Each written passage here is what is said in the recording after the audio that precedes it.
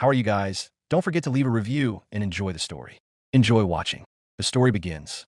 Long ago, in the lands of Doldia, there was an incomparable wizard named Rydok and his 7 treasures.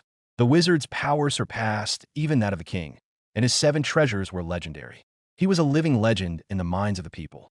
But 1,000 years have passed since then, and the mage's treasures were sealed away by people out of fear. Takashi stood surrounded by enemies. Diana told him that they were surrounded, to which Takashi replied that everything was fine.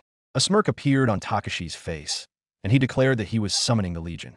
The mage's name was Takashi Matsuda, better known as the Master of Golems. His fame surpassed even the legend of the mage Rydok, but long ago he was just an ordinary Japanese clerk. A blonde guy in a robe appeared before Takashi, who looked tired from his work. The guy in the robe said that the main character was a funny man who worked as a clerk until the end of his life, after which the guy asked again if the main character was Takashi. Takashi scratched the back of his head, then asked who the guy in the robe in front of him was. The guy in the robe replied that Takashi could call him whatever he wanted, observer, jester, even criminal or god. The main character replied that he would call the guy the boss. The guy in the robe was surprised and asked why the boss. Takashi replied that he looked like a boss, whom Takashi knew well. The boss replied awkwardly that Takashi's case was difficult. The boss raised his hand, adding that Takashi's life had been terrible. He did all the work for his subordinates. He was forced to perform impossible tasks and was not paid for no reason. The guy in the robe recalled that Takashi had even been nicknamed the Office Terminator, noting that it was not surprising that he had died as a result. At the age of 42, from overwork, the main character confirmed the boss's words, replying that he had been feeling unwell at the time. The boss replied that the main character should have gone to the hospital. Then he asked if Takashi remembered his dying wish. Takashi remembered the moment of his death. He fell in his room, and a hopeful thought flashed through his mind that if he died, at least he would be freed from slavery. Takashi's last wish was to be reborn in a new world. The guy in the robe replied that he was inviting the main character to a new world where there was hope and freedom, which Takashi was looking for. A kind smile appeared on the chief's face. He joined his hands, and then added that as a lucrative offer, Takashi would be able to visibly raise his status and fulfill his long-held dreams. According to the chief, Takashi was competent for the new world. The main character asked if what the chief had said meant that he would listen to Takashi's wishes and reincarnate him in the new world. The guy in the robe confirmed Takashi's words. The main character expressed his desire to be in a white world where he would return home on time, and the working conditions would be known in advance. The boss called Takashi's wishes meager, then asked if he had any other wishes, such as working from home. The main character replied that working from home is only possible in companies that give you impossible amounts of work to do at home. The guy in the robe noted the main character's extreme distrust. Then, twirling a lock of snow-white hair around his finger, he declared that the world Takashi was going to was ruled by swords and magic. There were no working conditions as such there. Takashi could choose for himself which company to work for and when to go home. The boss raised his finger and a symbol of magic appeared above it. He declared that, as promised, Takashi would receive a predisposition to the element of earth. He then called on the main character to begin his adventure for the chief's entertainment. Takashi fearfully reached out to the boss, shouting that he should try his best. The main character asked the guy in a robe not to dodge the question, comparing him to other exploiters. Takashi compared them to phones, to which the boss asked in surprise why phones of all things. The main character replied that they pay their employees once a month and use them without limit. In response, the magician created a clump of magic from his hand, which flew at Takashi and staggered him. The main character asked the magician to at least give him proper training, to which the chief laughed and asked if the main character had ever had such training. The magician's words angered Takashi, and he honestly replied that he had never had any training. The boss replied that he thought so. He then reminded the main character that he was well disposed towards Takashi as long as it was beneficial to him. The main character began to teleport to another dimension. He shouted to the boss that they were all exploiters, and no matter how sweetly they spoke, they only did things for their own benefit. The magician waved goodbye to the main character, then suggested that it would be really interesting to watch him. He expressed hope that Takashi would be able to find his white company. The magician touched his chin and thought that the main character was truly an interesting creature. Takashi found himself on a hill with mountains ahead of him. He raised his head, surprised by what was above him. Above his head stretched a blue sky, with clusters of clouds in some places. The main character got up from the ground and stretched, then looked around. He assumed that this was another world. He looked down and was surprised to see that his stomach was no longer protruding. Takashi's voice was young, and he was taller than before. The main character couldn't understand what was happening. Takashi touched his head with his hands, trying to calm down and keep himself under control. Takashi remembered that the chief had mentioned the magic of the earth, which he had given to the main character. After that, Takashi had the idea to summon a doll made of mud, a golem. The main character lowered his hand, shouting that he was summoning the golem. Takashi waved his hands, waiting for the golem to appear, but nothing happened. He tried several more times. Then he sat down, wondering why nothing was working. The ground beneath the main character's feet began to crumble, and he almost fell into the abyss that appeared. A huge golem appeared above Takashi, who had fallen to the ground. The main character was frightened. He tried to crawl away, but fell into the abyss. Takashi got up from the floor, noticing that he had flown far away. He approached the tomb. He tried to open it, but failed. Takashi raised his head and asked if his golem could open the tomb. The golem reached out and tore the door off its hinges, opening a passage to the dungeon. Takashi was surprised at how easily his creation had opened the door. He glanced at the entrance to the dungeon. Then he apologized to the golem for the disturbance and asked it to close the door again. The main character heard a cry from a person begging to be saved. Takashi was surprised and asked who the unfamiliar voice belonged to. The stranger replied that he was down the stairs. The main character assumed that someone was trying to trick him, but the stranger replied that he could no longer go without work. The stranger added that this was a great opportunity for the main character and that he should go down into the dungeon. Takashi was shocked that someone would allow a person to be left without work. He ran down the stairs to the basement. The main character found himself in a long corridor. He thought that a smaller golem would be useful, as his previous golem was too big for the dungeon. He waved his arms, summoning an assistant in knight's armor. Takashi pointed to the end of the corridor and ordered the assistant to go ahead. The golem walked down the corridor, and the main character followed him. The thought of turning back and leaving the dungeon crossed his mind, but an unfamiliar voice stopped him. Takashi agreed and continued on his way. The main character thought that if he abandoned someone like that, it would weigh on his conscience. At that moment, Takashi heard screams and saw a crowd of goblins in front of him. The goblins rushed to attack Takashi. Takashi dodged the goblins' attack, noticing that his golem was standing behind him and not moving. An unfamiliar voice told the main character that he needed to order the golem to move. Dodging the enemy's attack, Takashi summoned the golem, asking if he had to give it commands for every step. Takashi ordered the golem to protect him, and it tore the goblin in half. Two goblins attacked the golem, which shocked Takashi.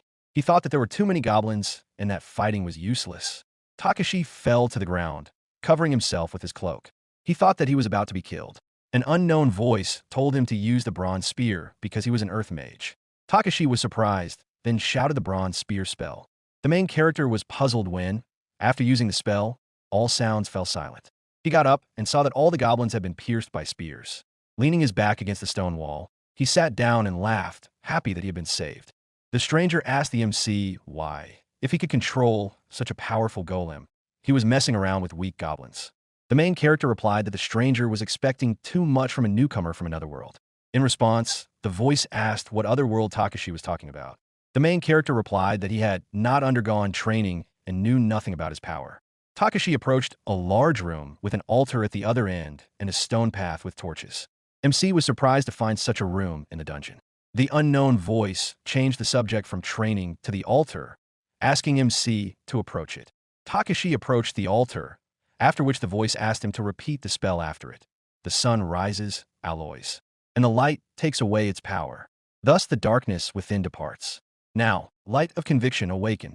When Takashi uttered the spell and touched the altar, the chains on the altar broke, and the box, protected by chains, was freed. The voice asked the MC to open the box, after which Takashi gave the order to his assistant. The golem opened the box, and MC saw a staff. The voice replied to Takashi that he thanked him for freeing him from 1,000 years of imprisonment. He introduced himself as the Lord of the Seven Artifacts, the staff of the Apocalypse Dies Victina. Then the unknown voice asked to be called Diana, calling Takashi the Lord. Takashi said that Diana had apparently been sitting at home for 1,000 years. Diana asked what MC meant. Takashi explained that it was when you sit at home and wait for a call that will never come. Diana replied that it sounded sad. MC replied that this was the reason he decided to save her from slave labor for the company, then asked where the stranger was. Diana replied that she was here. Takashi asked again where exactly the stranger was, then guessed that she was imprisoned inside the staff. He immediately shouted that he wanted to return, to which Diana replied that she had already memorized her master's aura. Takashi accused the chief of sending him to another world without a rehabilitation period. Diana replied that she would stay with her master until death separated them. Takashi sat down on the floor, after which Diana began to ask questions about her master's skills. Diana noted that summoning a golem was more difficult than other spells and not the most effective. She asked how a beginner could summon a golem so calmly. Takashi was surprised by this question. Diana suggested looking at his status and opened the status window. Diana apologized for yelling at her master instead of helping him. She was amazed by Takashi's stats, and in response, he asked if everything was okay with him. Diana replied that his stats were too extraordinary, and that she saw strength even greater than that of the staff's creator. Diana added that MC could achieve even greater fame than its creator and that her 1,000-year wait had been worth it. Takashi asked Diana why she had been imprisoned in the staff, assuming that the staff's creator was not involved. Diana replied that her creator had been a good and wise man, but after his death, his son had tried to take all the treasures for himself. Takashi replied that he was familiar with such situations, stating that those who inherit positions are often incompetent. The MC continued his story. It is common for a foolish son who knows nothing about the realities of life to become the director of a company. Takashi added that the security company where he worked was no exception. It was run by a director who scolded his subordinates but kissed the feet of his clients. He made the stupidest decisions, and as a result, the company was in constant chaos.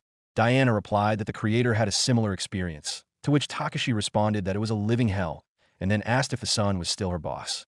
Diana replied that he had been killed because he was not strong enough to lead them. Diana added that the problem was that the researchers did not understand the essence of the artifacts.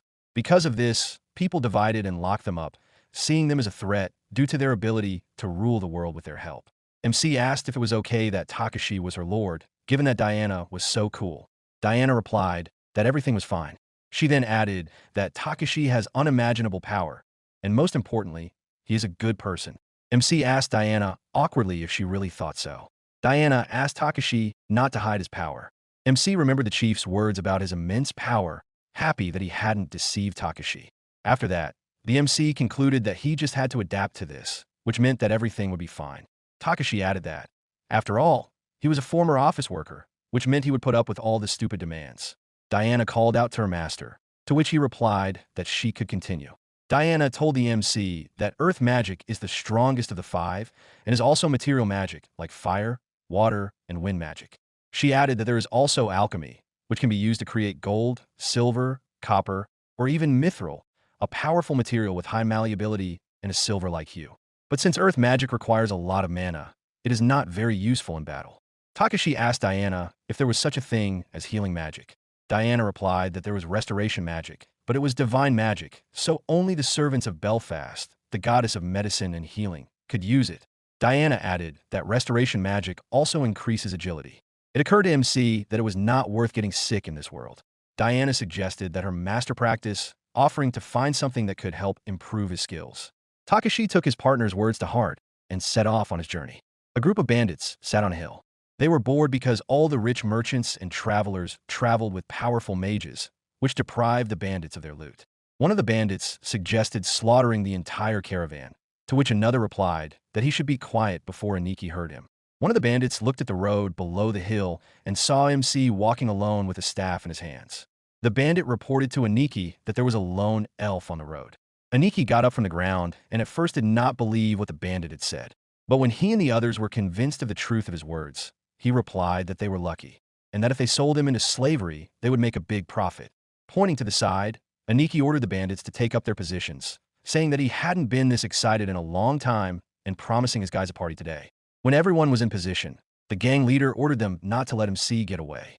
After that, the bandits pounced on Takashi as he walked by. The gang stood in front of Takashi, after which Aniki declared that MC would be going with them. Diana suggested that they were bandits, then said that was fine. Takashi asked her what she meant. Diana said that first, he had to try to control 100 golems. Takashi asked in fear 100. Diana replied that everything is learned through practice. Takashi realized that this was on-the-job training. Aniki ordered the gang to capture Takashi. The bandits rushed at MC. At that moment, Takashi shouted that he was summoning a legion. After that, an entire army of golems similar to the one Takashi had summoned in the dungeon appeared before the bandits. The gang was frightened, and the leader ordered a retreat. Takashi shouted at the bandits to stay where they were. The swords disappeared from the hands of his golems, after which MC used magic to give each of them a new type of weapon. Diana asked what kind of weapons they were. Takashi replied that they were weapons for capturing people, Susumita. The legion of golems began to pin the robbers to the ground, blocking their movements with Susumita. A smirk appeared on Takashi's face at what was happening before him. He liked the idea of using Susumita instead of swords because it did not harm enemies. MC spread his arms wide, declaring that his company was a supplier of Susumita.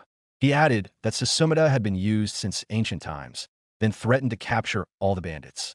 The leader ordered the bandits to split up, as Takashi was alone and would not be able to keep track of everyone. MC used his United Vision ability. This allowed him to see through the eyes of all his golems. The bandits were shocked that Takashi was able to keep track of each of them. All the bandits were captured, but then the leader appeared before Takashi with a child in his arms.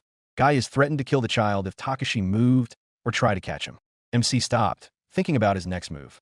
At that moment, the gang leader ordered Takashi to let him pass, stepping out of the way and starting to count to 3 before cutting off the captive's finger.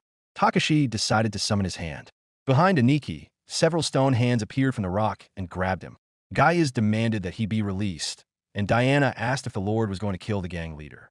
Takashi replied that he was not going to kill Gaisa. After all, he did not know the laws of this world and did not want to be imprisoned for killing a bandit. Diana replied that there was nothing wrong with destroying bandits. Takashi was surprised at the cruelty of this world. Diana asked what MC planned to do with the child, to which Takashi replied that he couldn't leave her here. MC knelt down next to the child and asked if she was okay. Diana told Takashi that the child was a wolf folk weakened by a lack of mana. To restore her, she needed blood or flesh. MC considered Diana's words. Then a knife appeared in his hand. Takashi shared that he didn't like pain. He then brought the knife close to his right hand and made a deep cut. Shocked, Diana asked what her lord was doing, to which Takashi replied that if the child needed blood or flesh, he had no choice. Upon contact with MC's blood, the child opened her eyes and her ear moved. She sat up and began to come to her senses. Takashi asked the girl who she was. The child looked happily at her savior, then rushed into his arms, calling him daddy. Diana asked what was going on and suggested that the Lord punish the girl. Takashi asked why Diana was so angry, then pushed the girl away and ordered her to let him go. The child looked at him in surprise, introducing herself as Stella from the Wolfman Mafuyu tribe. The MC asked what Stella was doing there, to which Stella replied that she had found some delicious fruit and wanted to eat it, but then people came and caught her with bait. Stella smiled, adding that now she would follow Takashi, her master, as befits a wolf folk, for making her an adult with his mana. Takashi replied in surprise that he hadn't done anything, noting that Stella still looked like child. Diana explained that in wolf folk tribes, chiefs usually use mana to make children adults. Diana explained to MC that his blood had turned Stella into an adult prematurely, to which Takashi replied that it was force majeure, horrified that he had unknowingly become her master. Through mountains and hills, Takashi, Stella, and the army of golems reached the nearest city. Before them were the gates and walls of the city made of stone bricks. MC stood in front of his army, and Diana explained to her master that before them was Raijin, a trading city that had prospered since the time of her creator. MC asked if he would be allowed into the city with his army of golems, after which a guard appeared above Takashi on the wall. He noticed the army of hundreds of soldiers and its commander, then declared that he could not let them into the city without a banner. Takashi replied that he had to get into the city. The guard introduced himself as Gotthard Manfred, commander of the Raijin army, and then asked MC to confirm his identity and reveal his intentions. MC introduced himself as Takashi Matsuda, a wandering mage who, on his way to Raijin, had caught bandits in the forest and decided to hand them over to the guards. Takashi pointed to the band of robbers who were sitting tied up nearby. Gotthard was surprised to recognize the gang leader as Gaius of the Summer Haze. Gotthard apologized for his rudeness towards Takashi, adding that he had wanted to punish this bandit for a long time. MC replied that he was happy to help. Gotthard ordered his men to take the bandits from Takashi, then explained to Takashi that this was a notorious bandit who would most likely be hanged now. The gang leader asked MC to spare him, offering himself as a slave. Gotthard replied that there were dishonorable people in this world, then asked to be allowed to punish them according to the law. Gotthard swore that Gaius would be punished. Takashi noted that at least the roads would become safer, after which Gotthard suggested that MC leave, asking him to leave his army outside first, as everyone feared them. Takashi replied that he had already forgotten about the Golem army, then added that he would now get rid of them. Takashi waved his hand, and the entire army dissolved, leaving only a pile of stones behind. Gothard was shocked by what had happened. MC replied awkwardly that his entire army consisted of his golems. At first, Gothard didn't believe it and asked Takashi again about what had happened. After the golem army disappeared, a smile appeared on Gaia's face. He cut himself free from his ropes with his knife, saying that he had nothing to fear from people like Takashi and Gothard as long as the rest of the gang wasn't around. The leader of the bandits found himself face to face with the MC. Stella approached her master, shielding him from Gaia's blow. The knife hit the girl in the stomach. She then knocked the knife out of Gaia's hand. The gang leader's face showed surprise. Stella shouted that this man would not lay a finger on her master, then flew away from the robber's blow and fell to the ground. Takashi looked in horror at her bloodied body. Takashi was traumatized by Stella's death. He screamed in horror, then heard the bandit leader laughing. The garrison commander watched what was happening with surprise, but he was speechless when he saw Takashi summon his bronze spear skill. Gaia's body was pierced by several spears, while the rest stuck into the ground. MC ran to Stella's body, lying on the road, and picked her up. Takashi tried to revive her, but failed. He took out a knife and cut his left arm. The blood that flowed out was absorbed by Stella. This helped her regain consciousness. Gothard suggested that MC's companion was a wolf folk. Takashi replied in the affirmative. Takashi ran his hand over Stella's face, who had already opened her eyes, and called her his beautiful companion. Stella asked if the master was standing before her. Gothard ordered his subordinates to take Gaia's body to the morgue and the rest of the bandits to the dungeon. Gothard turned his gaze to Takashi, asking if he had any documents, then answered himself that elves usually don't have documents. MC was puzzled, asking what Gothard meant by calling MC an elf. Diana told Takashi that he was an elf, then asked if MC knew about it. Takashi replied that he didn't know, as he hadn't looked in the mirror since his rebirth. Stella, standing next to Takashi, laughed at the misunderstanding. Gothard asked if MC was okay. He replied that he had already forgotten that he was an elf. Gothard noted that Takashi's behavior was not like that of an elf. Elves are tall creatures, and they are not prone to the affection and fondness for others that Takashi has. Gothard added that Takashi must confirm his identity in any case. Takashi was surprised to find himself face to face with a civil servant who lives by the law, and then asked how he could obtain confirmation of his identity. Gothard replied that the guild must issue MC an identification badge. Takashi was interested in the word guild, to which Diana explained that a guild is a mutual aid group that spans the entire continent. Gothard added that after receiving the badge, MC should go to the main security building, where he would give MC an award for capturing Gaia. Takashi thanked the garrison commander for his cooperation and set off in search of the guild building. MC asked where the guild was located and where he should go, to which Diana advised the lord to visit the Explorers Guild, as it would require the least amount of time and effort. Takashi asked what Diana meant by the Explorers Guild. Diana replied that the Explorers Guild was an organization created for the purpose of exploring, managing, and navigating mazes. It was built 1,000 years ago, and its first chairman was a friend of Diana's creator. Passing by the Research Guild building, Stella called out to her master, hinting that what he was looking for was to his right. Takashi patted Stella on the head, thanking her for her help, and then entered the Explorers Guild. A girl appeared in front of the MC. She welcomed Takashi to the guild. Takashi was embarrassed, thinking to himself how lovely she was, to which Diana advised him not to stare at her. The MC told the girl opposite him that he would like to join the guild. The girl asked him to follow her. The girl led Takashi and Stella to the administration office. Inside was a woman with glasses, whom Takashi called the self-proclaimed queen of the office. The girl approached the counter and told the woman that she had brought some people who wanted to join the guild. The woman asked MC to follow her. She then handed Takashi a contract to sign. The contract outlined the guild's rules. The woman noted that the guild does not provide protection to violators. MC asked if the guild provided independence, to which the woman replied that as long as a guild member strives to follow the rules, the guild will do everything possible to support them, but there are limits to the capabilities of the guild's branches. Takashi found similarities between his past life and his current work for the guild. In both cases, he could not do anything without the permission of his superiors. The woman asked why Takashi was crying, to which he replied that there had been many bad things in his past, and then handed her the signed contract. The guild employee replied with understanding that the registration was complete. Stella told her master that she had also signed everything, to which Takashi replied that she was writing a little off the mark. After reviewing the documents, the employee replied that she would accept Stella's application, as well as Takashi's. Stella cried out joyfully upon hearing that her application had also been accepted. The woman handed MC a token on a string, informing him that Takashi should always carry his guild ID with him.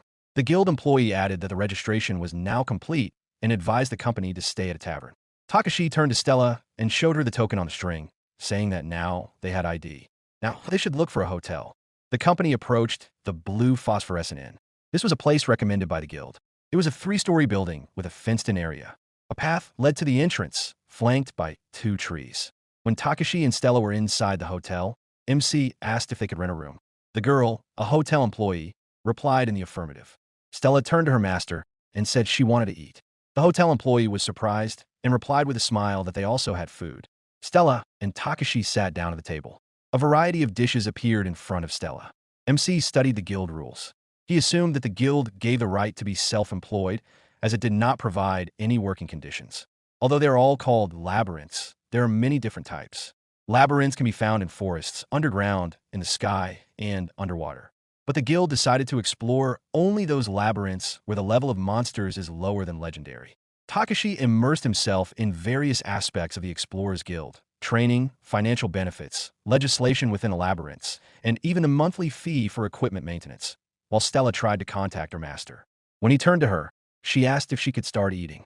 The MC apologized and replied that Stella could begin eating.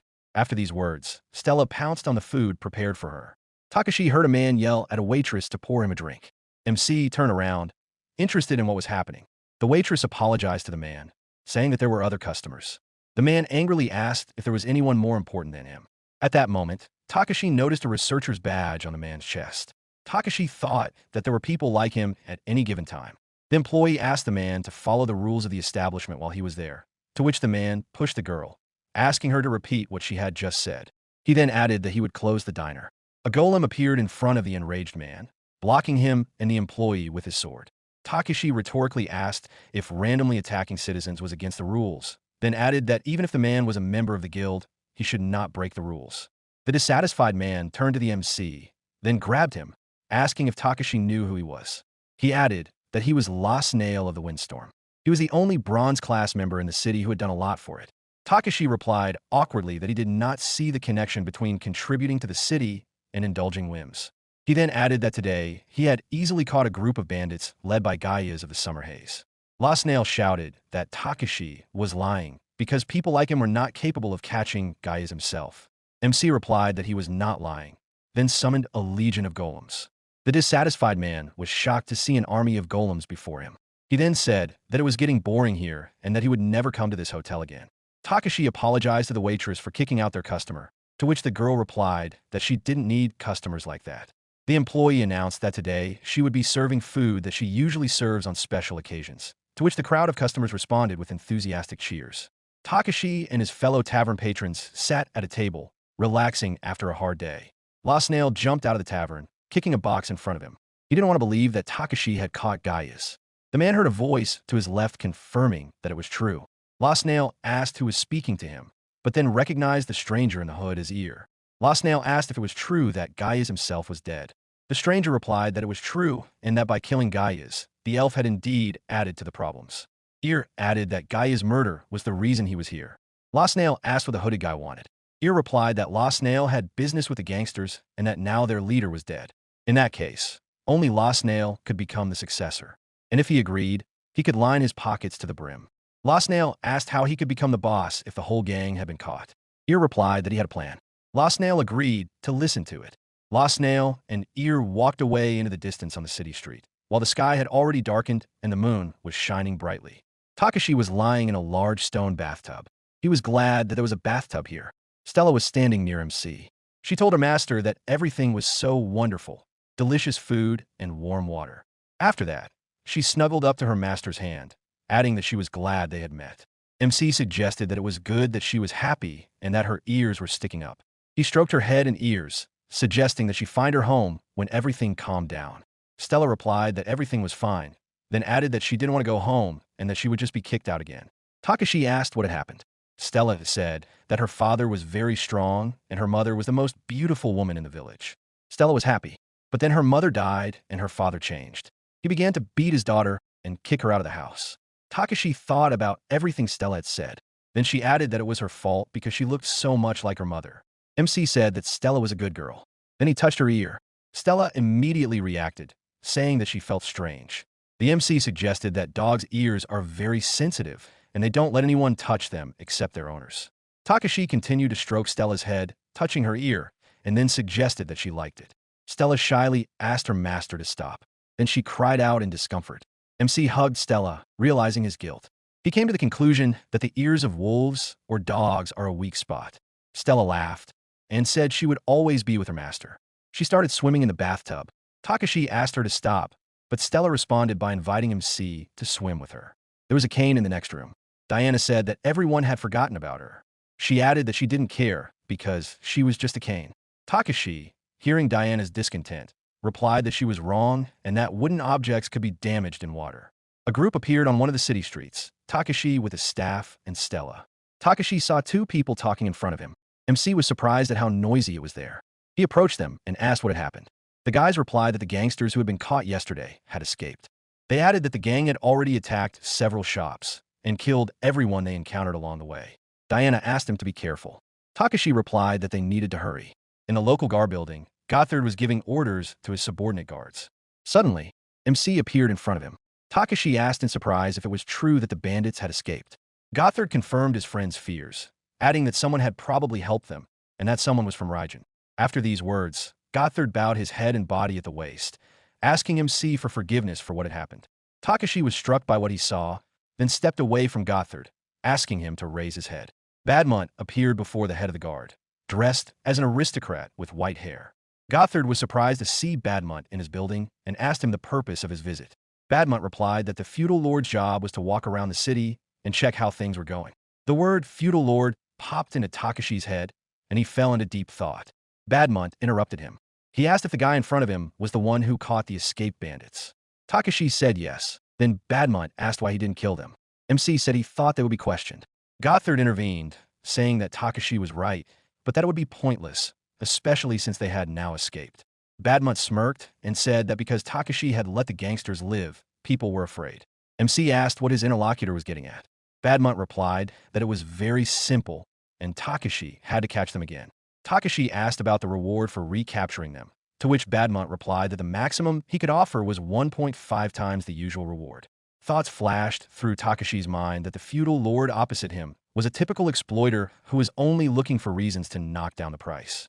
Diana added that she had a bad feeling about this. The MC humbly replied that he was ready to make a deal with the feudal lord. He then asked Diana if she could find them. Diana replied that it would not be a problem for her. Badmont replied that he would wait for Takashi's return. Then he asked Gothard if Takashi's companion girl was really a wolf folk. The company found themselves near the entrance to a mountain cave. Diana told her master that it was a small labyrinth in which she sensed the presence of bandits. MC praised Diana, which surprised her greatly. She then added that it was time for Takashi to go into the cave, reassuring him that there was only a small group of bandits on the first floor. Takashi replied that he sensed some kind of danger, to which Stella replied that the master should rely on her. Diana reported that Lost Nail, a traveler from the inn, was with the bandits. Takashi remembered this guy and assumed that he was also in the gang. Diana replied that this was probably the case, then admitted that the praise was unexpected for her, as no one had ever praised her before, not even her creator. Takashi and Stella entered the labyrinth. Takashi immediately summoned his legion of golems, including gargoyle golems. Diana praised her master, noting that, as expected, his ability to control golems had improved. She then asked what the gargoyle golems above them were for. Takashi replied that since the ceiling was high, it would be easy to attack them from above, and Takashi would have a wider field of vision, which could speed up the process of finding the enemy. An army of weak goblins appeared before the company. MC, who had already seen the likes of them, ordered his golems to trample them. One by one, the goblins fell dead to the ground.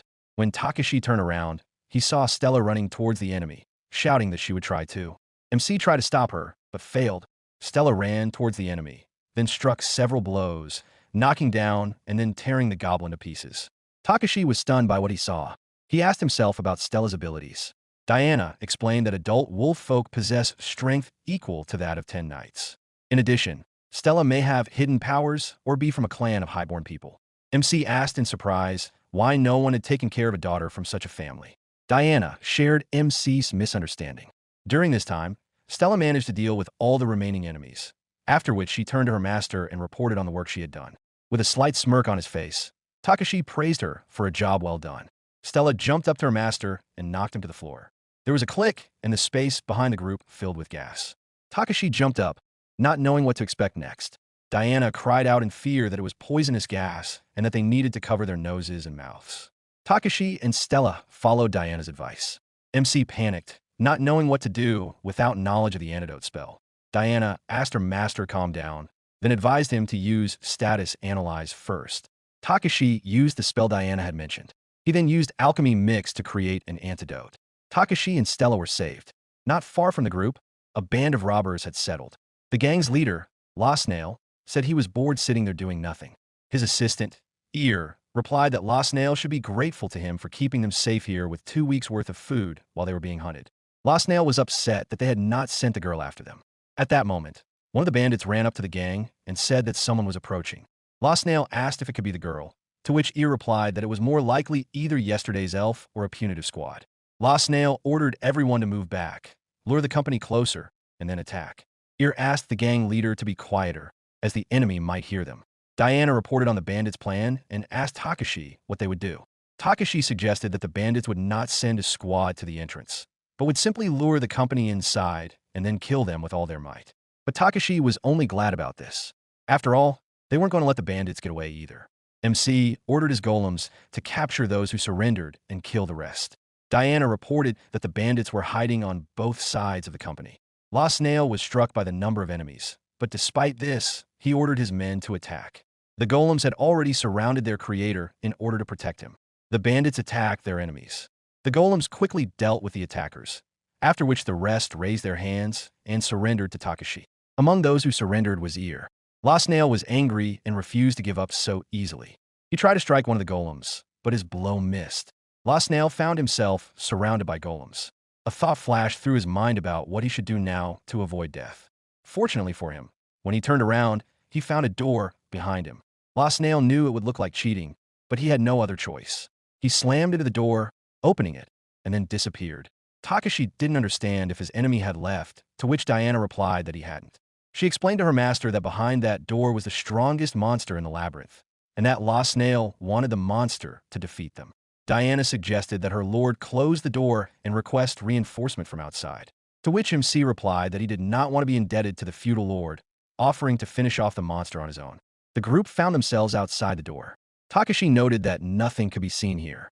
Then he heard noises to the side. Turning around, Takashi discovered a monster standing in front of him, a chimera, a mixture of a lion, a goat, and a scorpion. Takashi found himself in an arena, a small cave area opposite Chimera.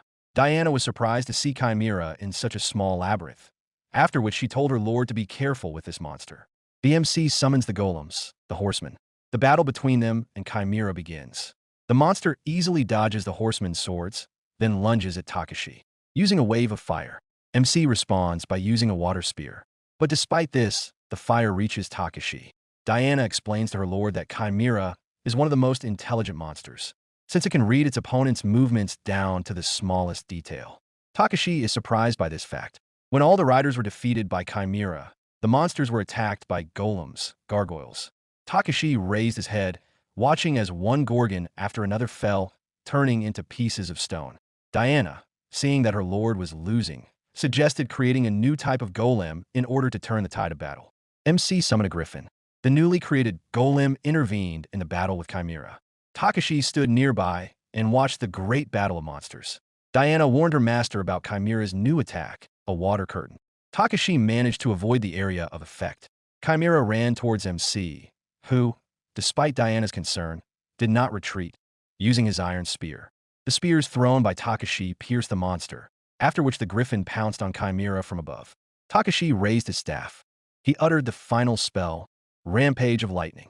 Only an ash-black trail remained where Chimera had been. Takashi's eyes widened in surprise. He touched his heart with relief, realizing that the battle was won. La Snail appeared near MC.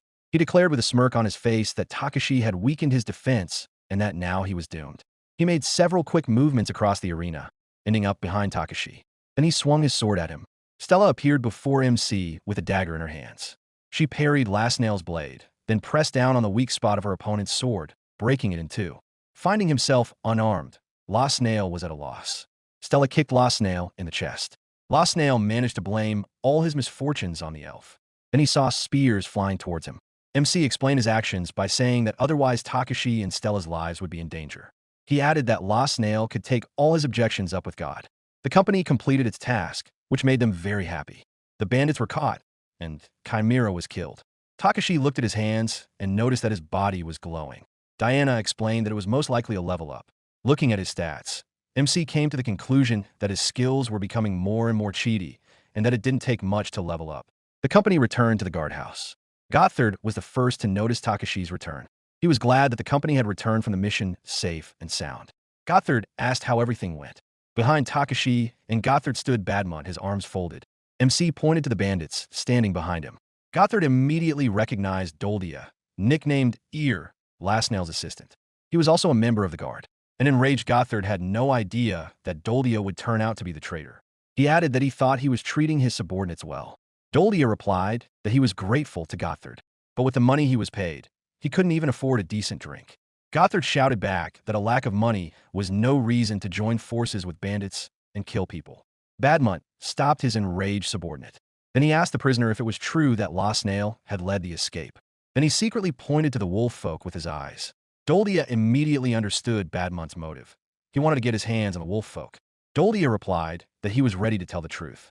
The one who really helped the bandits escape. It was MC. After these words, Doldia pointed his finger at Takashi. Gothard cried out in dissatisfaction that these words were a blatant lie. Badmont turned to MC, suggesting that he had decided to cheat in order to get double the reward. Gothard tried to stop his boss, but Badmont replied that he was a compassionate man, and he was willing to spare Takashi's life in exchange for Stella's. Without hesitation or deliberation, Takashi responded with a categorical refusal. Badmont did not believe what he heard and asked MC again about his decision. He received the same categorical refusal. Takashi asked Badmont if he thought MC was willing to accept such absurdity. If he accepted such conditions, there would be no difference between Takashi's current life and his past life. This time, MC was not willing to agree just because the feudal lord was above him. Hatred appeared on Takashi's face. Gothard, standing next to him, asked in surprise if Takashi was okay. The MC planned to fulfill his dream of a white life and no longer planned to hold back. After all, he was fed up with wasting his life for the sake of people in power for their benefit. Wanting to live the way he wanted, he summoned a legion to fight back against Badmont. Gothard and Badmont were stunned by what had happened. Behind Takashi stood hundreds of golems. Badmont asked if Takashi thought he could leave after everything that had happened. MC replied that he had done nothing but summon a few golems, and he didn't seem to have attacked anyone. And most importantly, what else had Takashi done besides capturing the bandits? Badmont asked angrily if Takashi was threatening him. MC replied that his troops were too few to be a threat, and that the Lord's servants would certainly not be frightened by a couple of hundred golems. After these words, Takashi destroyed all his golems, turning his soldiers into pieces of stone. Seeing that his enemy had disarmed himself, Badmont ordered his men to capture Takashi. Behind MC appeared a huge ogre he had created, armed with a blade. Gothard and Badmont couldn't comprehend what had happened. Takashi declared that his opponent had shown his strength first. The ogre struck the floor with his blade, narrowly missing Badmont. The blow left a crack in the castle floor. Badmont wanted to join the fight, but Gothard blocked him with his arm and stepped forward instead. Gothard asked Takashi to forgive them. He then added that he would be a witness. Badmont was dissatisfied with his subordinate's actions. He cried out, declaring that Gothard had betrayed him. Gothard tried to justify himself to Badmont, but Takashi replied that Gothard's decision to save his lord would change nothing. Gothard replied that he didn't care what happened to him, asking for mercy for them. MC expressed his respect for Gothard's sincerity, then replied that there was no need for that, waiting for Badmont's word. The feudal lord did not understand what Takashi wanted to hear from him. Then Takashi asked the lord again what he had done.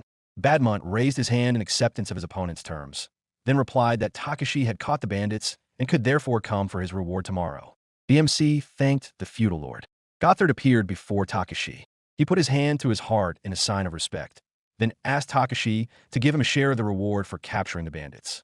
The MC held out his hand, and Gothard handed him a bag of gold. After handing over the money, Gothard asked where Takashi and his team would go now. MC replied that they would most likely go in search of Stella's home, but noted that they did not know the exact location. Gothard responded by expressing concern about Takashi's companion, a wolf folk. He asked MC to do his utmost to ensure that no one found out that his companion was a wolf folk, as they were extremely rare in this world, carrying the secret of longevity in their blood. Therefore, merchants were willing to pay a lot of money for them. MC looked questioningly at Stella. She asked her master if everything was all right. Takashi thanked Gothard for his advice. Gothard added that if Takashi was looking for her homeland, they should head east from here, to the fortress of Makumba in the kingdom of Ritso. There, they would surely find someone who knew about the wolf folk. MC thanked Gothard for everything, expressing his joy at meeting someone like him. Gothard responded to Takashi with mutual respect, then expressed his hope that Takashi's name would one day go down in history. Takashi and Gothard shook hands. Gothard expressed his new fears, because those who chase after MC's power will stop at nothing. Takashi replied that he would remember Gothard's words. However, Gothard stopped Takashi, who was already ready to leave. In an instant, Gothard drew his sword and swung at MC. But his sword was stopped by a shield field. Surprised, Gothard asked when Takashi had managed to figure everything out. MC replied that he knew from the very beginning that Gothard was just another office drone, the kind you find in any world, who would never dare to contradict his superiors. Takashi replied that he understood Gothard, that when such a strong person is humiliated by an amateur magician, it is simply impossible to just forget about it. But now Gothard had failed to kill Takashi, so now he was the only one responsible. Gothard tried to find an excuse. However, MC added that, in his opinion, only cattle can give their lives for food. There is no need to resist a force that Gothard and Badmont are powerless to overcome, but to give one's life to fight what is obviously wrong. An angry Gothard asked Takashi if he was desecrating his knightly oath. MC replied that he did not understand all these oaths and orders, but one thing he could say for sure: if Gothard died, his lord would not even look after his family, let alone preserve his honor. Takashi asked if Gothard believed Badmont was right. Gothard turned his head away, his face showing malicious resentment. He replied that a subordinate must obey his master because he is the master. MC shared a fact from his life, that he had once pleased his superiors so much that he died. According to Takashi, a person is a creature that can resist, otherwise there will be nothing but despair. Gothard, intrigued, asked what he should do now. Takashi replied that there was only one way out of this situation: to become stronger and stronger in order to resist, or to find other reasons to do so. MC added that he thought ignoring the absurdity would weigh on his conscience, with such a pure heart. Gothard couldn't find a response to Takashi's truth. A new plan appeared in MC's head. In the castle, Badmont stood on his throne on the podium with his subordinate kneeling before him. The lord declared that he was demoting his vassal Gothard for allowing Takashi to insult the lord's honor.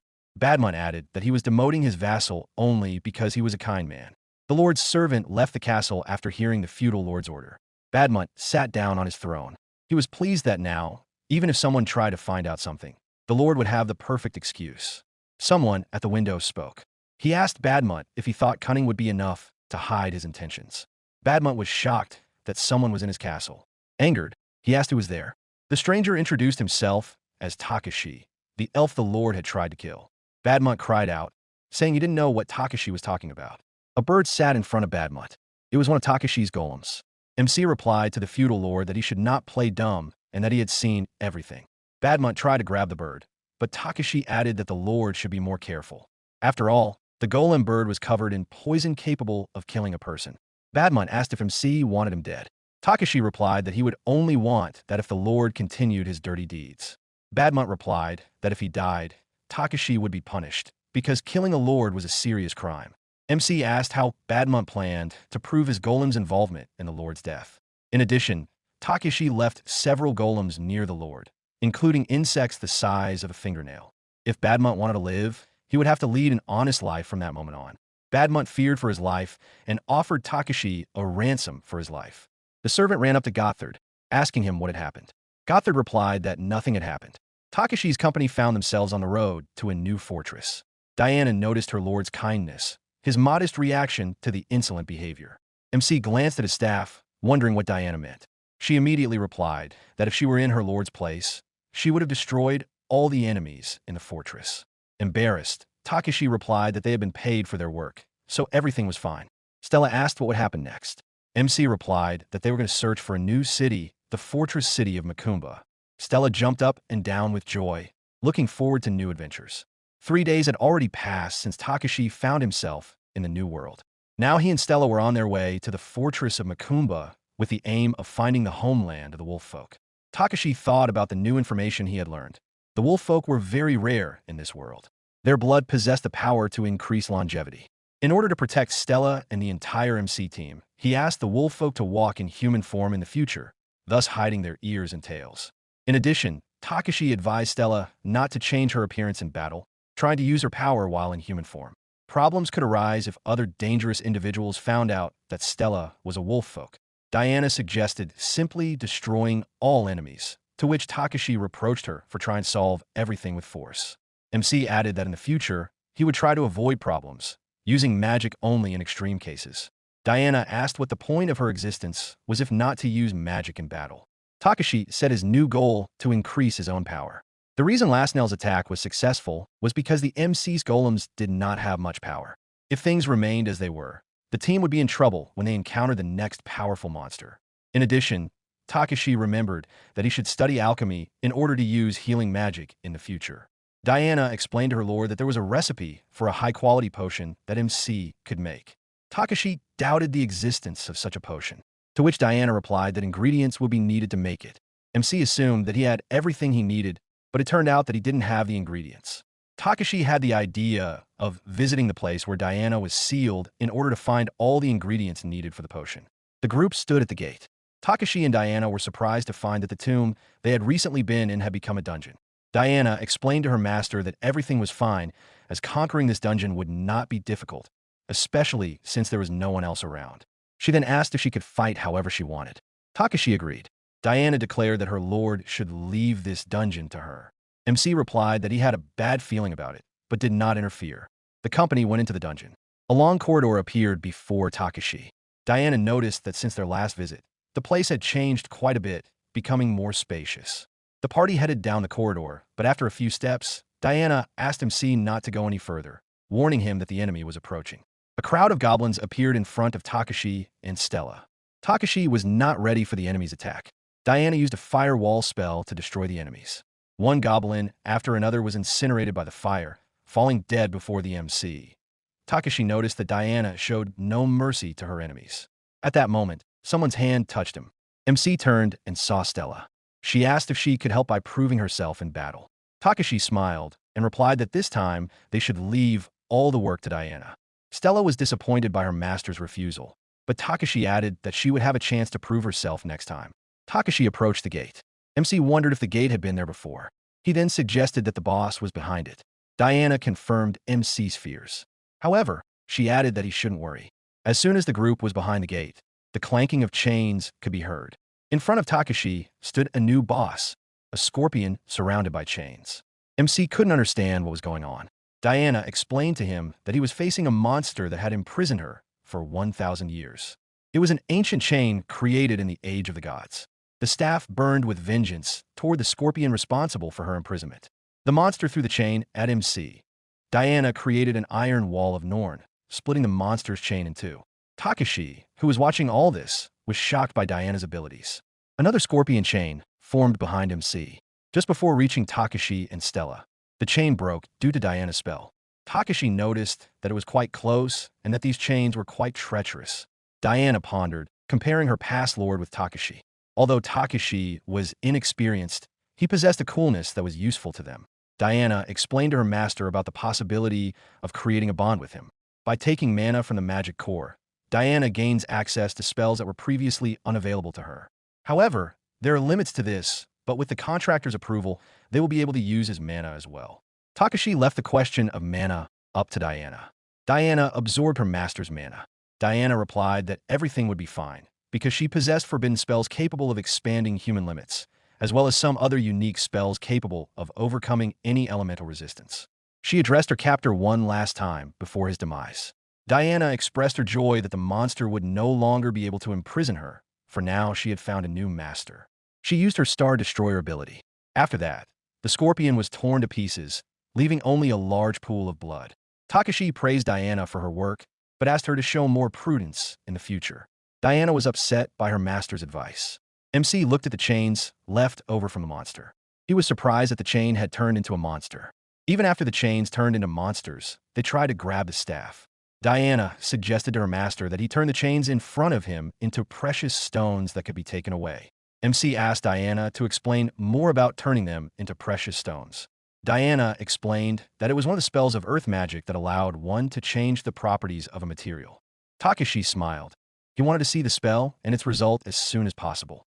A pile of stones fell to the floor in front of the group. Takashi was surprised by the large number of shiny objects, then asked Stella to collect the precious stones. Stella thanked her master for the opportunity to help the team in any way she could. The streets of the city fortress of Makumba stretched out before Takashi and Stella. Diana was amazed that the city was larger than she had expected. Takashi replied that Makumba was 4 times larger than Raijin. Moreover, it seemed that there were many alchemists here whom Takashi would like to learn from. Walking down one of the streets, Takashi noticed some cages in a dark corner. When he got closer, he saw slaves locked up in the cages. Diana guessed that there was a pretty big maze somewhere nearby. Since slaves are not capricious, many researchers use them as human shields to explore mazes. They are easy to use for such tasks, because slaves are obliged to obey their masters unquestioningly. Diana suggested that her master buy one of them, to which MC asked if they could be trusted. Takashi questioned the slaves' trustworthiness. After all, slaves resent their masters for the fact that they have no choice and must obey unquestioningly. Takashi came to the conclusion that a slave could sabotage the work of his superiors at any moment, even if he obeyed unquestioningly. That is why MC sees no benefit in acquiring a slave.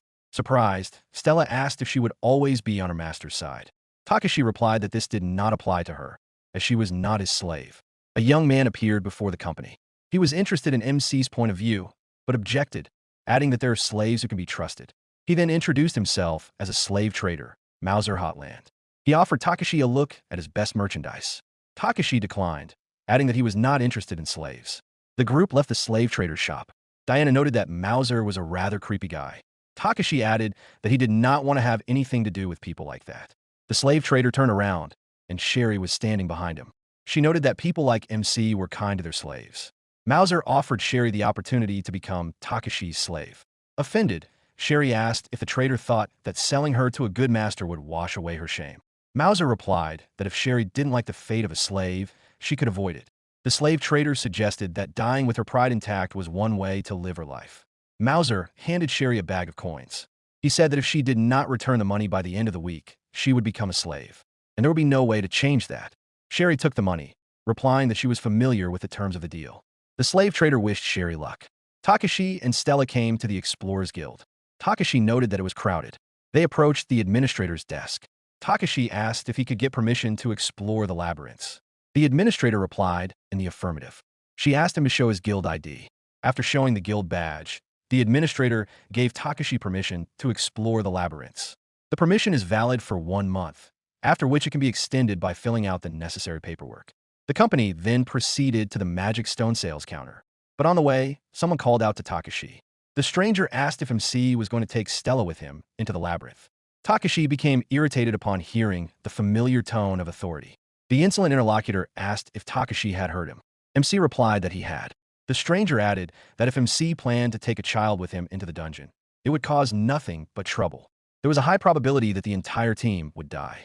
Takashi replied that he was capable of defending himself, to which the interlocutor suggested testing him to see if he was lying or not. MC refused, adding that he didn't need any tests. The enraged stranger swung his arm, then aimed his fist at MC.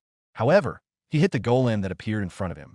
The blow to the golem's armor left a bruise on the stranger's arm. He cried out in pain and fell to his knees. Takashi hadn't expected the stranger to strike with such force. He asked if the attacker was okay. The stranger got up, ready for another attack. He threatened MC, telling him not to look down on him. He tried to strike again, but this time Stella stopped the blow. She clenched the enemy's fist. She said she would not forgive anyone who dared to attack her master. The attacker fell to his knees, humiliated by the fact that a child had gotten the better of him. Stella added that those who dared to laugh at her would cry tears of regret. By this point, the company was surrounded by a crowd of adventurers. They were surprised that Takashi, who only had an iron rank, was capable of creating high-level golems. Takashi tried to find an excuse and distract the crowd's attention from himself. A guy approached the MC. He noted Takashi's skills. He then introduced himself as Meiri Stellato, a silver rank researcher. Takashi introduced himself as an iron-ranked researcher. Meiri noticed Takashi's rare staff and asked permission to take a closer look at it. However, the MC was forced to refuse him. He added that he would be careful with the staff, noting the possibility of studying it in the future. Diana told her master that she was categorically against it, because the mere thought of someone other than her master touching her gave her goosebumps. Takashi politely declined, citing the rules of his tribe as the reason for his refusal. The researcher replied that in that case, there was nothing they could do. MC turned around, preparing to leave the conversation. He replied that he should be going, and then moved on. Diana thanked her master for his intervention. After all, if it weren't for him, she would have been forced to use force. Takashi replied that Diana was going a little too far by resorting only to force to resolve the conflict. Takashi approached the merchant's stall. A smiling merchant stood before him. MC took out the magic stones for sale. The merchant was surprised by the quantity, asking where MC had gotten so many stones and what he had had to fight for them. Takashi replied that his opponent was a chimera on the lower level of the Raijin Labyrinth, then asked if there were any problems. The stunned salesman replied that there were no problems. He then promised to bring him the money for the magic stones right away. The researchers standing nearby were shocked by this statement. They couldn't believe that an iron-ranked researcher could destroy a chimera single-handedly. Sherry appeared behind the group. She suggested that an iron-ranked elf alone would not be able to defeat a chimera. The secret to his victory was his staff. She concluded that she should continue her observations of Takashi in order to determine his strength and motives. Leaving the guild, the company headed for Dalroy's workshop. Takashi and Stella approached the workshop door. Diana warned her master that the workshop was owned by a dwarf who was not very friendly. It was unlikely that he would welcome an elf like Takashi with open arms. The MC replied that he had no choice, even despite the dwarf's character, as Dalroy was the best alchemist in town. Diana agreed with her master, but added that if necessary, she was ready to destroy the workshop along with everyone inside it. Takashi asked Diana if she had any other methods besides complete destruction. Stella intervened in the conversation, saying that everything would be fine because she would protect her master. With lingering resentment, she looked at Takashi and asked him to rely on her this time. MC smiled and replied that he was counting on Stella. He suggested that she was still upset with Takashi for the previous episode in the Raijin Maze. MC opened the door, apologizing for the abrupt intrusion. Linda, who looked like a teenager, was sitting at the table in front of him. She greeted MC at Dalroy's workshop and then asked what he needed. Takashi was surprised to see a child in front of him, but then he realized that she was an adult dwarf. Linda, catching MC's lingering gaze, asked what was wrong with her face. Takashi apologized for his rudeness. He introduced himself. He then added that he had come to the workshop with a request. Linda asked what the request was. MC replied that he wanted her to be his alchemy teacher. Linda gasped, which caught Dalroy's attention. He was upstairs and asked what was going on. The footsteps of the workshop owner could be heard, and then a man, a dwarf, appeared on the stairs. He glanced sideways at the visitor with obvious disapproval. He asked what such a noble elf wanted from his establishment. Dalroy sat down at the table, with Takashi and Stella standing beside him. Dalroy asked if MC truly wished to become his alchemy apprentice. Takashi confirmed the alchemist's words, noting that there was no one in Macumba who could match Dalroy among the other alchemists. Dalroy responded with a firm refusal, to which Takashi asked the alchemist to reconsider his decision, noting that as a golem master, he needed knowledge of alchemy. Dalroy was intrigued by the fact that MC was a golem master. He demanded to see in practice. Dalroy approached, adding that it was not every day that one met a golem master. He began to shake MC, begging him to show him the golems. Linda appeared behind the dwarf. She stopped Dalroy. She told him that he was used to hurting others without realizing it, while he was lost in his own thoughts. Dalroy glanced at Takashi, who had fallen to the floor by then, and asked if he was okay. Takashi replied that he was barely alive. However, he did not mind demonstrating his abilities. MC summoned the golem. A golem in knight's armor appeared in the middle of the room. Dalroy was insanely happy. He noted the balanced distribution of magical power inside the golem, as well as the quite good alchemical transformation of the armor. However, according to the alchemist, the material was poor. With ordinary steel, Takashi would be able to reach the middle of the Macumba labyrinth at best. Dalroy inquired how long the golem's summoning would last. MC replied that the golem's summoning lasts up to 2 days. Dalroy replied that this way Takashi should have no problems improving his golem. Dalroy asked if Takashi was serious about becoming his apprentice. MC replied in the affirmative. Dalroy added that Takashi was strange, but he liked him. However, If Dalroy wanted to take the elf as his apprentice, he would need permission from the Council of Elders. Takashi said he could get that permission, but Dalroy added that it would cost MC a lot. Takashi replied that he had something that would please the council. The stone in Takashi's hand transformed into a piece of chain. Dalroy was shocked to see Hihiro gain in front of him. He wanted to get this treasure from the MC. Takashi was willing to give up the treasure if Dalroy took him as his apprentice. Dalroy asked for a week to decide on the matter. After receiving the jewel from Takashi, Dalroy bowed to his new student, promising him that there would be no problems with the Council of Elders. He asked Linda to start preparing everything necessary for the journey. Linda appeared before Dalroy. She replied that everything for the journey was already ready. Overjoyed, Dalroy hugged Linda, calling her his wife. MC felt awkward, thinking that Linda was Dalroy's daughter. Diana replied that he should not say this out loud, otherwise he would be killed. As a farewell gift, Dalroy gave his new student a scroll as a token of his trust. MC asked Dalroy what the scroll was. Dalroy replied that it was a recipe for mithril created by him personally. However, using it might require a little more skill than Takashi currently possessed. Dalroy promised to prepare everything necessary for their next meeting, but also advised Takashi to improve his skills before their next lesson. MC left Dalroy's workshop. Diana asked how Takashi planned to train. MC replied that he planned to go back to the labyrinth. Diana agreed with her master's plan. On the way, several young men appeared in front of Takashi. They noticed a nice staff in MC's hands. Takashi asked what the group wanted. One of them replied that they wanted Takashi's jewels and his staff. They asked him to throw everything on the ground and then leave. MC was upset, already tired of such situations. Right before Takashi's eyes, Stella ran into the center toward the group of bandits, and then dealt with each of the robbers one by one. Stella stood before Takashi, satisfied that she had finally had the opportunity to protect her master. The bodies of the bandits lay on the ground nearby. MC was alarmed by the fact that Stella was very fast and strong. Diana added that she was becoming more and more ruthless, and that Takashi's upbringing was to blame. MC approached Stella and asked her not to overdo it next time. At that moment, a hurricane formed around them, its source being the mage standing behind the team. Takashi didn't have time to understand what was happening. Sherry appeared before him, armed with a sword.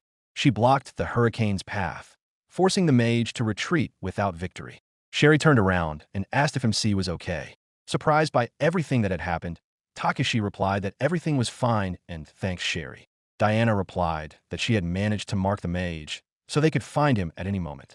Takashi replied that there was no need for that yet, since the mage had retreated. MC turned to Sherry and introduced himself. Sherry replied that she knew Takashi's name, introduced herself as Sherry Islands, a silver-ranked researcher. She asked Takashi for permission to join his group for at least a week. MC was surprised that a silver-ranked researcher wanted to join his group. Sherry replied that she had heard that Takashi had defeated a chimera, which meant that his strength was equal to that of a silver-ranked researcher. Takashi replied that this was probably not the only reason. Sherry confessed. She owed money to a slave trader whom Takashi had recently encountered, and if Sherry couldn't pay him back, she would become a slave.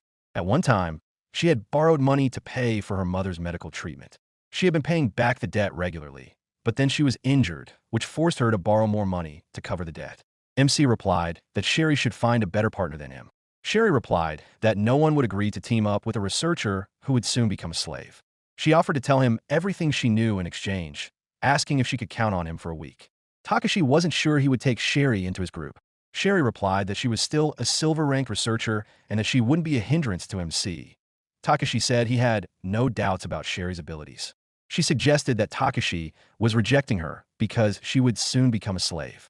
Takashi then asked each member of the team if they agreed to accept Sherry into the team. Stella replied that if the master didn't mind, then neither did she. Diana replied that she had no objection if it was only for a week.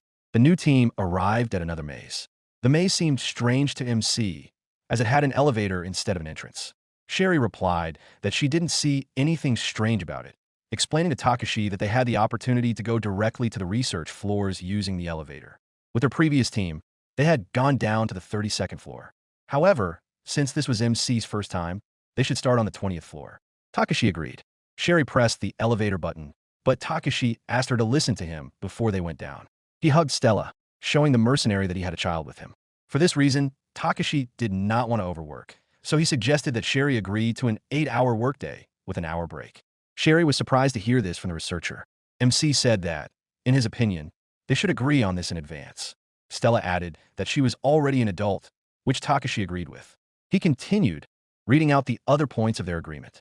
All spoils would be divided equally, and in the event of injury, a portion of the mercenary spoils would be deducted.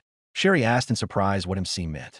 Takashi explained the recalculation mechanism, replying that first the payment for treatment would be calculated, and only then would the loot be divided. Sherry reminded MC that in that case, she would be in the black, since she was acting as a tank. Takashi replied that this would compensate for the mercenary telling him about the labyrinth. A smirk appeared on Sherry's face. She replied that Takashi was naive, but thanked him for everything. Takashi replied that he was glad they had reached an agreement, then suggested that Sherry go down into the labyrinth. He and Stella entered the elevator. MC looked up, still surprised by the presence of an elevator in the labyrinth. Sherry was glad that her intuition had not failed her this time. In her opinion, Takashi was a faint ray of hope that Sherry had found on the verge of despair. To be continued. Thanks for watching. Write your feedback in the comments. If you like the story, please like and subscribe. See you soon.